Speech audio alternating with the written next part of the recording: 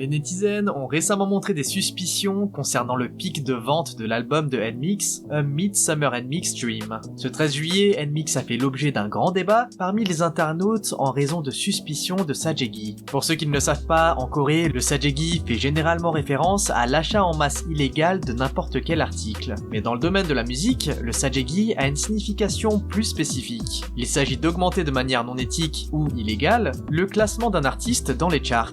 Par exemple, les agences achètent en masse leurs propres CD ou utilisent des bots ou des serveurs pour streamer des chansons de manière répétée et faire grimper les chiffres du classement.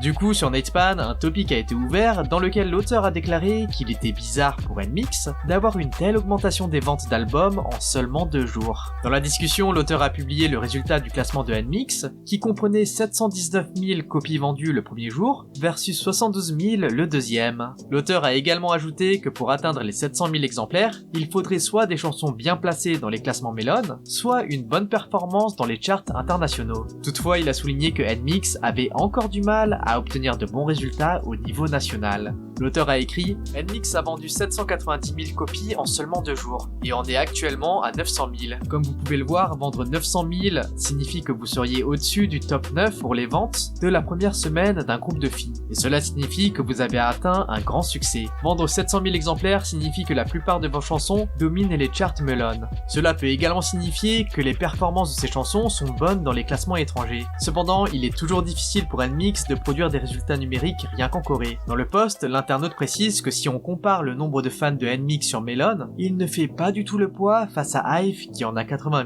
000, ou New Jeans, aespa, Idol et Blackpink qui ont tous plus de 100 000 fans, alors que NMIXX n'en a que 25 000 sur la plateforme. Finalement, l'auteur apporte une dernière preuve concernant le sajegi. Il explique que les filles ont eu 270 000 streams sur Spotify ce jour-là. Cependant, dans leur premier jour, New Jeans a atteint 2,4 millions avec Super Shy, aespa a atteint 1,14 million avec Spicy, IVE 1,4 million avec Kitsch, et les Seraphim a atteint 1,55 million avec Unforgiven.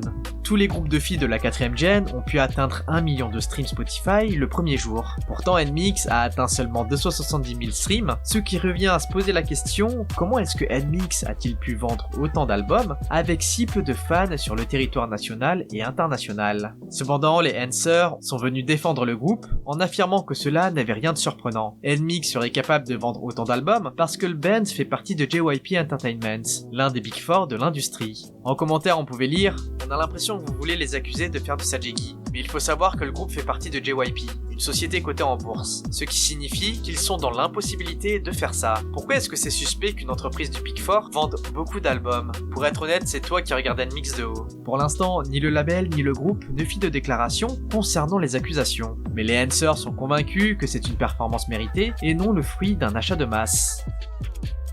Les amis, je vous interromps quelques secondes juste pour m'assurer que vous vous soyez bien abonnés. Ça vous prend un clic et nous, ça nous motive énormément dans notre travail. Et si vous êtes déjà abonné, n'hésitez pas à mettre un like à la vidéo.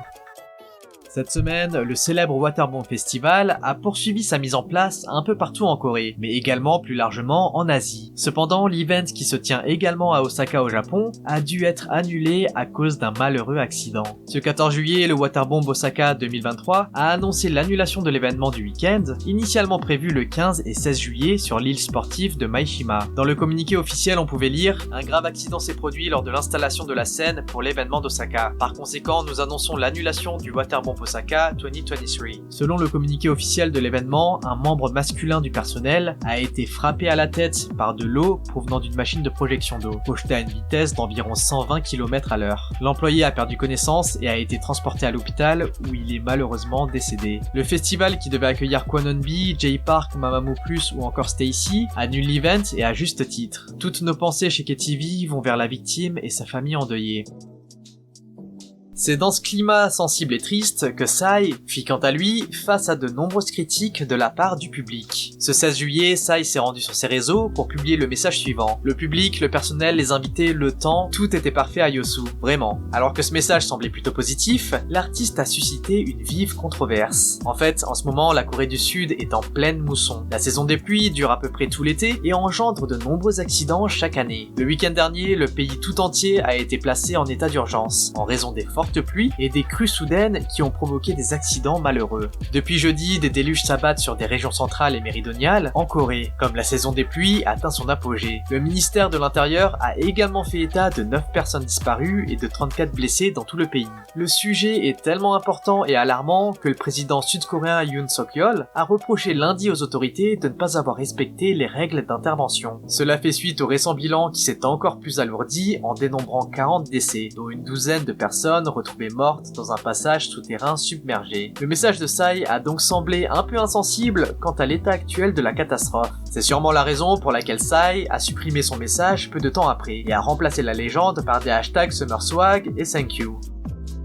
Bon allez, on passe aux choses positives qui sont arrivées cette semaine. New Jeans est encore revenu en force avec un comeback qui dépasse toutes les attentes.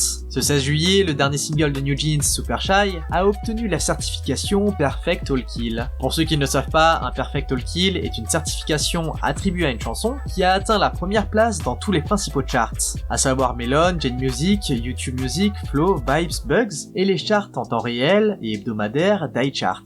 Ce succès fait de Super Shy le deuxième titre du groupe à obtenir un Perfect All Kill depuis Ditto. Pour info, Ditto détient le record du titre ayant la plus longue durée de Perfect All Kill de tous les temps. Félicitations aux filles. Mais les membres ne s'en sont pas tenus à cela. Ce 14 juillet, le groupe a enregistré leur prestation de comeback pour la Music Bank. Et pour remercier les fans qui sont venus les encourager, les filles ont préparé des cadeaux spéciaux pour les bunnies. Le pack offert aux fans comprenait un t-shirt Levi's, un café de Ohio High, 5 photocards inédites des membres et un bon de 30 000 won à utiliser dans un restaurant.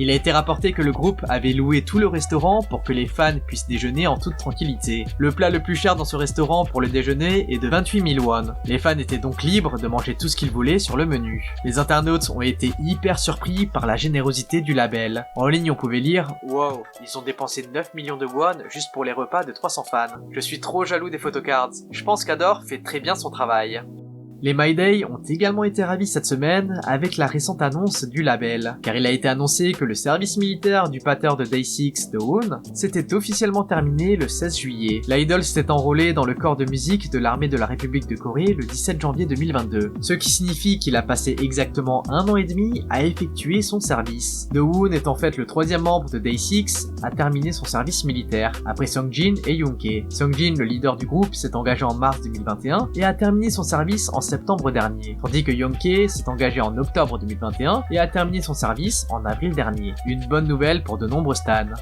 De son côté, Lisa nous a encore prouvé sa suprématie. La membre de Blackpink s'est révélée être l'une des artistes solo les plus populaires d'Asie, et il a été révélé que l'idol est devenue la soliste K-pop la plus rapide à atteindre 1,5 milliard de streams dans l'histoire de Spotify avec seulement 4 chansons. Moni vient de revenir à la première place du classement hebdomadaire de Spotify Thaïlande, prolongeant ainsi son record en tant que chanson d'une soliste asiatique ayant passé le plus de temps au sommet. Le titre vient aussi d'enregistrer 2966 millions de streams malgré le fait que la chanson soit sortie en 2021.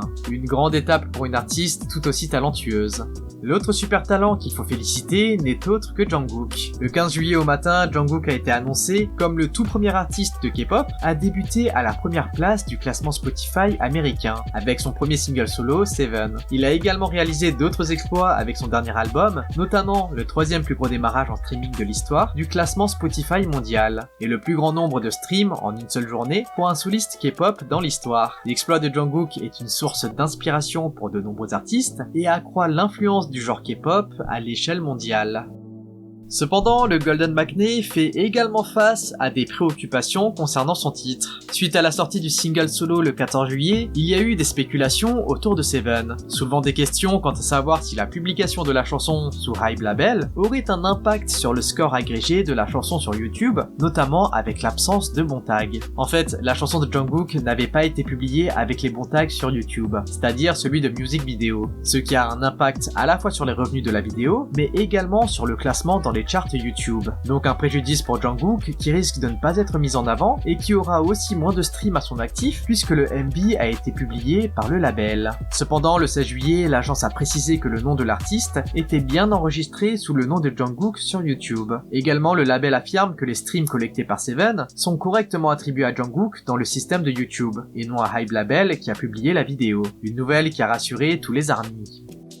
Je sais pas si vous avez vu la dernière actu K-pop, et si c'est pas le cas, allez-y, mais on avait parlé de la révélation de la productrice de MB du groupe Hive. Elle avait raconté une anecdote inconnue concernant Wonyoung. Cette dernière se serait blessée pendant le tournage de I Am et avait dû faire 7 points de suture. Malgré la douleur, l'idol est retournée sur le plateau et a même fait la chorégraphie comme si de rien n'était. Les fans et les internautes ont été à la fois admiratifs face au comportement de Wonyoung, mais également choqués par le label qui a laissé un incident si grave se produire. Et la colère des internautes a été encore plus forte après avoir vu les images de Wonyoung avec des pansements sur son bras gauche lors de la promotion de I Am. Sur les forums, on pouvait lire « Je peux pas croire qu'elle ait dû aller aux urgences pendant le tournage. Je peux pas croire que la société ait essayé de cacher ça. Vous pourriez penser que ces photos ne révèlent pas grand chose, mais elle a dû être transférée aux urgences dès qu'elle s'est blessée. Donc c'était assez sérieux. Je sais pas pourquoi certaines personnes continuent à détester Wonyoung. » Certains affirment qu'en plus de laisser une trace sur son corps, la douleur a dû être particulièrement douloureuse. Le coude étant un endroit très sensible, elle a dû vraiment souffrir lorsque l'accident se produisit.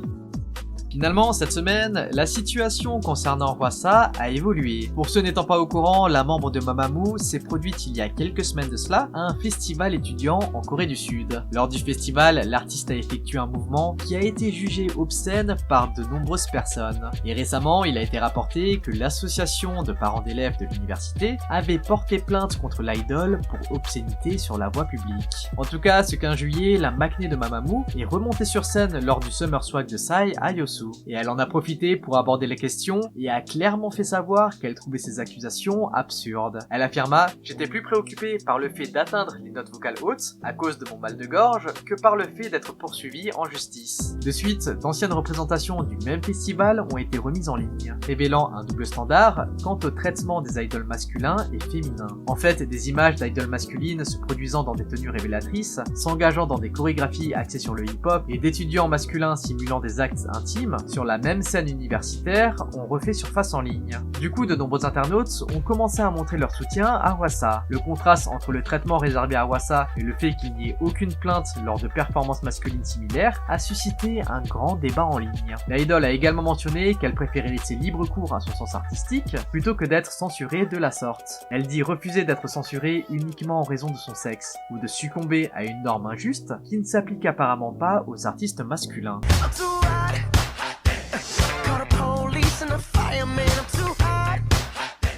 De nombreux internautes se disent fiers de voir le courage dont elle fait preuve en mettant en lumière et en contestant les doubles normes de l'industrie. Et vous, qu'en pensez-vous? Bon les amis, on se retrouve dimanche pour une nouvelle actu K-pop.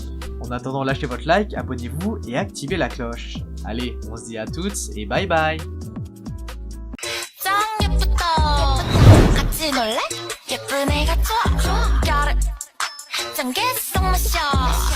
쉽게 뿌리, oh yeah, 뿌리 뿌리